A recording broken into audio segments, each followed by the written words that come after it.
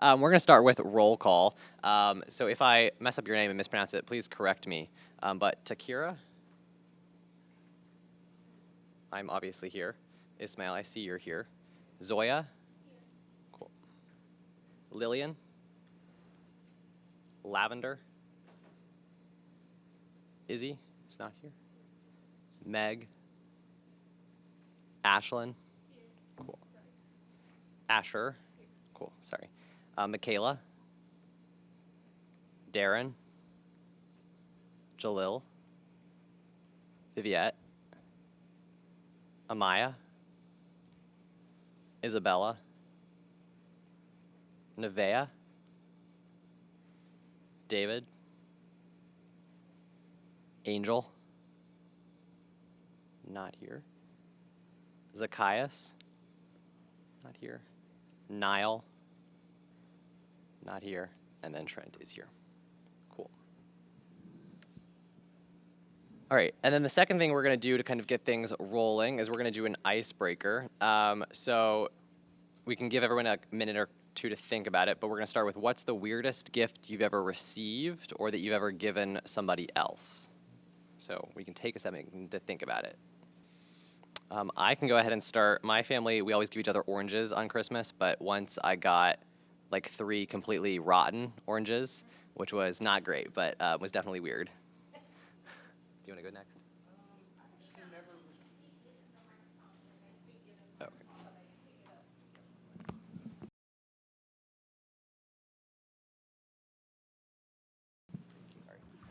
okay. I actually never received a weird gift. I don't receive a lot of gifts. I give more than I receive. So, yeah.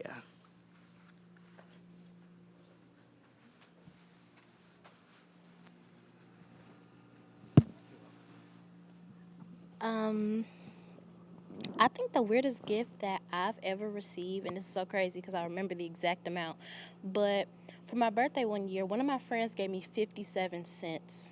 Exactly 57 cents.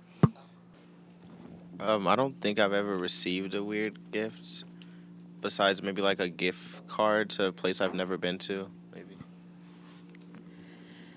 I got like a really weird Barbie doll one time. Like someone colored on it and gave it to me. I got a pack of icebreakers once, which isn't like that weird, but I ate all of them and I threw up. So I guess the gift was like stomach problems. So my mom's friend has this collection of like gnomes and each of them are themed.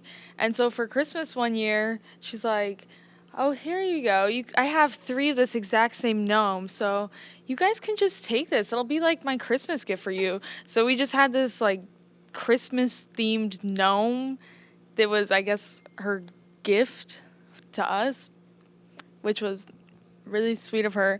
But we pranked my sister, so we like made it think that that was her Christmas gift from us, and she's like, "Oh, thanks guys," but it was just this really weird themed gnome.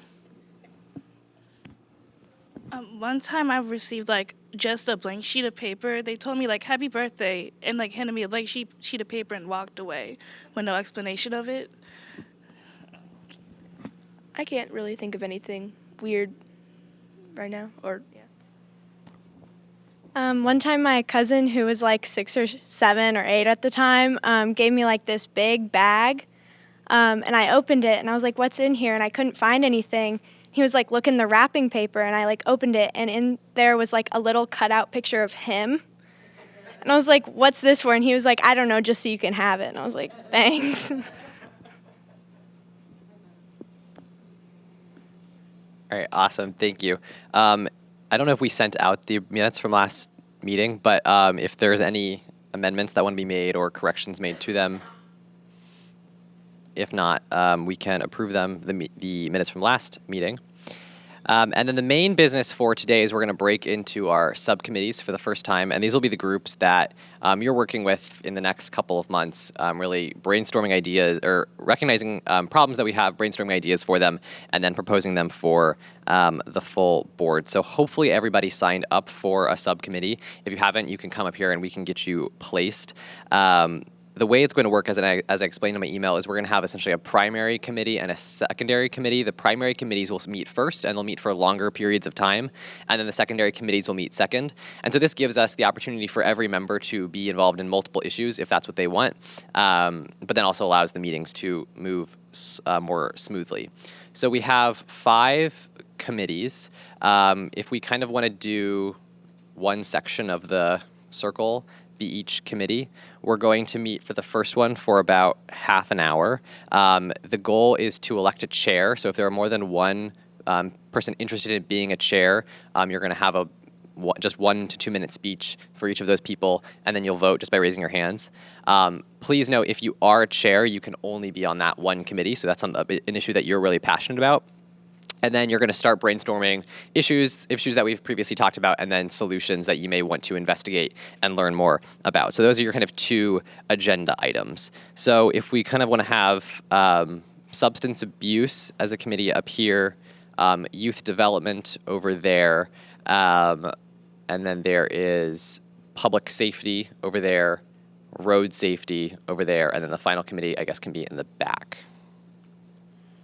Any questions about that? And if you need a reminder about what committee you are, come see me. I put it in the email that I sent out yesterday, but we can break into those.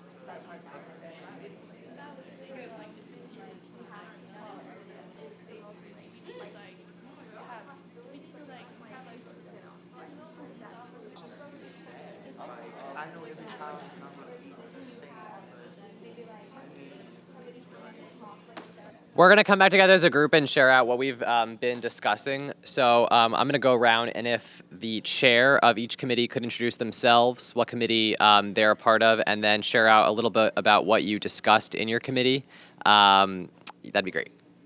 So we can start. Hi, I'm Isabella Mashburn, and I'm the chair of the Public Safety Committee. And we've been talking about, in general, like school safety and gun safety, and especially like providing the resources to like help prevent violence and stop violence, and educate people on the things that are going on in the city, and just in general like give kids the resources to not feel like they have to like have a weapon to be safe. My name is David Stevick, and I'm co-chairs of the Road Safety Committee with Viviette Linden. We've been discussing potholes because it's a big issue with St. Louis roads, as well as bad drivers, and ways we can fix these issues or at least lessen them, and also ways to raise awareness for these issues, and how ordinary people can also do their part to fix these issues. Yeah, and just something I want to add on that. We were just talking about the classism and racism that you can already like tell that's within the system, which I don't know how much we can do with that, but just raising awareness for that, because you see like in the richer neighborhoods with the nice, clean, paved streets versus, like more city, less in the county. So we're talking about that. And another thing, as far as road safety, getting people to slow down at stop signs, because that's the one thing about St. Louis. You have like the St. Louis stop at the stop signs. So we have this is a movement. I don't know if you guys have heard about this, but like having paintings near stop signs, and like especially like where kids are, so people will like slow down to look at the painting on the ground or the artwork on the ground. Hopefully that's a goal. And then that's something that we could also like do. It's at a lower level than the more classism, racism. Yeah. So I'm the chair of the mental health committee, and a lot of things we were talking about is that there's not enough support in the schools, and there's issues such as bullying. So some of our ideas are like anti-bullying measures in schools, and then also teaching kids about mental health and having incentives such as like prizes if they check in for a lot of times. And then also having like fundraisers and like mental health pop-up events like in the park where there can be like games and food. And also just like starting in middle school, so teaching them young like that mental health is not something embarrassing. And then we also talked about doing like social media marketing, Instagram campaigns, and just like fundraisers. And yeah, that's really it. I'm Trent Young. Neither of us chose to. Did you choose to be a chair? No. Well, neither of us chose to be a chair. which I guess just happened because there's not a lot of people who joined this group. But what I really wanted to talk about was in youth development was seeing a lot of children in our age group who cannot speak properly. And I know some children have issues with stuttering and dyslexia, all the other issues, but you see a lot of children who smack their lips when they talk, smack their legs, and it's just like sometimes when you sit up there and see that, it's a little embarrassing because it's just like you kind of give our age group a bad reputation, like thinking, oh, we can't speak right, especially our generation. So, and also cursive writing. Someone said that before at the last meeting, and I just really like that she said that because even though you won't always have to use cursive writing, especially because we have technology where we do a lot of emails and type online, I just feel like cursive writing is a more professional way, especially when you see kids who don't have eligible writing and who some people will say write sloppy or do not write correctly. And I see that a lot in my school district. And everyone's not going to write the same. Like, no one's going to be the same or write perfect. But you also want to have eligible handwriting because when you get a job, like, I mean, they may consider not hiring you just because they can't read your handwriting. So that's really what I wanted to focus on.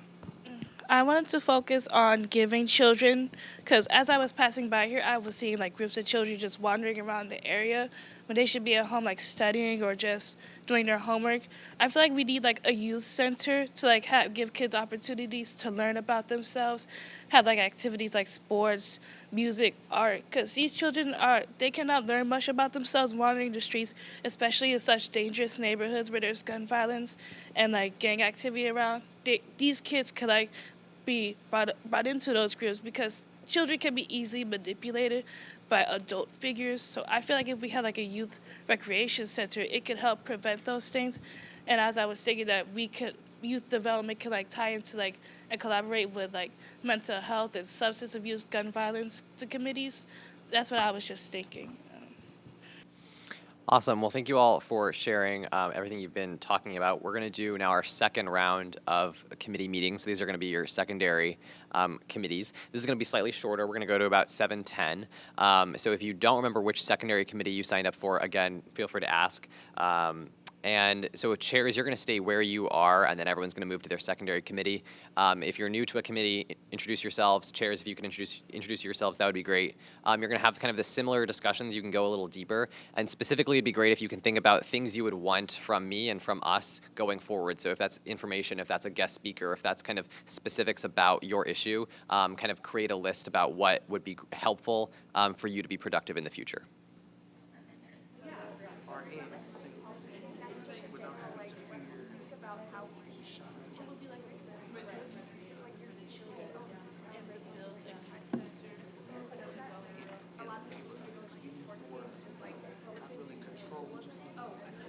Okay, we are going to come back together and share out again.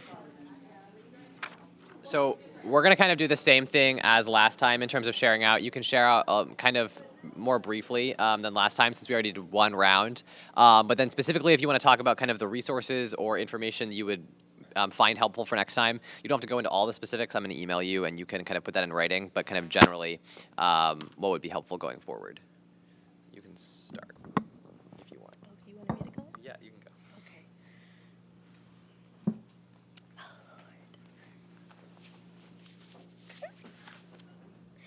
Alrighty. Hi, everybody. I'm Zoya. And our topic was substance abuse. And a few things that we wanted to touch on is the fact that it's not spoken on enough. And I think the main point that I tried to make was that people don't understand the statistics of it. So when you're not putting numbers or data in someone's face and allowing them to understand this is how many people a year die from things like this, it doesn't really push people into action enough. Also, the accessibility to it, specifically fentanyl. That is something that is way too easily accessible, and so many people from knee-high to my elders are getting access to it, and there's so many people a year dying from it. And so that was something that we kind of wanted to attack head on by allowing people to be informed about the dangers of it, what it can do to you, and kind of how to prevent that. So we talked about a lot of school safety stuff and neighborhood safety and some resources that we'd be interested in, like professionals, like maybe people from like that are also in charge of like public safety stuff, like people from organizations or members of the police, or like school members of like school boards or people that are just involved like with the school system. So we expanded a little bit more on our previous ideas we had with Amaya's help. We weren't too sure about resources because we don't exactly know where these subcommittees will be leading us in the coming meetings, but we do have a few questions that like we could learn more about why exactly St. Louis potholes are bad and why exactly the city like isn't fixing them at the rate that maybe people want. So those are the few questions that we have concerning St. Louis road safety. Yeah, so just moving forward, doing some more research, and figuring out what resources we need. But yeah, nothing too specific right now. So with their help, we expanded on the mental health. So we talked about having like student ambassadors in the schools where students can have like open dialogue about what's going on with them at home, having like more interactive counselors or like free therapy and social work, because I've seen things and they have seen things where someone might be struggling with mental health and they may say like they want to kill themselves or like there's something going on, and all the counselor does is like call home or like say they're going to send them to a mental hospital, and that doesn't help anything. Or if they're like going through something at home, like I had a friend in middle school, something was happening with him with his parents, and they called his parents and the things at home just got worse. So just having like actual support that is not just like calling home. And also following up with students, so like the counselor, like once they help them, like maybe checking back in with them. And we also talked about just having like therapy that's available to students in underfunded schools like during the school time, because they don't have the liberty for their parents to like take them to therapy, or their parents might not even believe in therapy. So just making sure the students are able to get the support they need without like their family knowing, because for a lot of students what's going on is with their family, whether it is they have like 5 or 6 siblings they're taking care of, or if they're like being abused at home or like mentally abused at home. So just like telling someone's parents what's going on is not helping, and it's actually hurting. We also talked about having like after graduation support and programs, whether it's in high school, where people have the opportunity to maybe like get away from their family, be able to have like jobs and opportunities where they don't have the need to maybe stay after home after high school, and just having like after school and during school programs like study hall and resources from the teachers. And resources we talked about were maybe having like a speaker about mental health, and maybe even having like a student maybe talk about their experiences, and like just having sponsors, because a lot of these issues are in underfunded schools, and if we have outside sponsors in the community, that can really help us. Awesome. Thank you again for sharing all of that. I'm going to I'll probably send you an email, chairs, looking specifically at what resources you would find helpful and what information you would want going forward to make next month's meeting as productive as possible. So the final item on our agenda is announcements. I have 2 announcements. The first is we were encouraged to kind of develop and brainstorm and decide on what we as a council and as a council would have in terms of our press policy, so interacting with the press if that should arise. So I think I will probably send you kind of a form brainstorming that idea, and we can get different people's insights, what you would be comfortable with, what you would be interested in doing. And then secondly, my Alderwoman Velasquez, is having her second town hall sometime in November. I don't have a firm date yet, but their subject is looking at engaging youth, and they were looking for 3 to 5 members of the CYC to be there. I think they're going to do kind of a small panel discussion. So I will probably be there, but I would love to have other people there as well. So I will send that in an email, and if anyone's interested, and when I have a date, I will send that to you, but that would be great to be there as well. So are there any announcements from other leaders, other members who would love to share?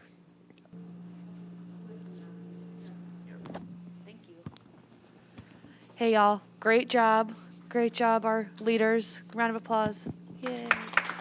Christine, what about you? This is a sort of a repeat announcement from last time. We are doing our best to send out the survey about what community wants the city to do with the RAM settlement funds. We're doing our best to get that to all corners of the city. And in that vein, up here we have a flyer that has a QR code that will take you to the website, which has the survey and the ideas portal, but we also have a paper survey. And my recommendation to you is to take a paper survey and give it to someone you know who might be less tech savvy and maybe help them fill it out. And then you can send it, honestly, you can just send it to me and I'll upload it.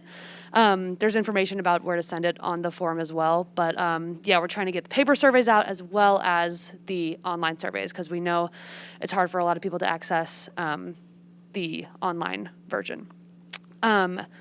Secondly, if you guys could leave your name tags, I'll collect them and bring them to the next meeting. And thirdly, just want to thank Miss Lee and Annie Malone for hosting tonight. The space was wonderful and we really appreciate it. Thanks. Okay, so I just wanted to share. So I was the grant reviewer for the St. Louis Mental Health Board through the City Youth Council, and I wanted to share that we were able to pass 2 grants for these safe spaces in the city, just giving them funding for some activities. So I just wanted to share that. Thank you.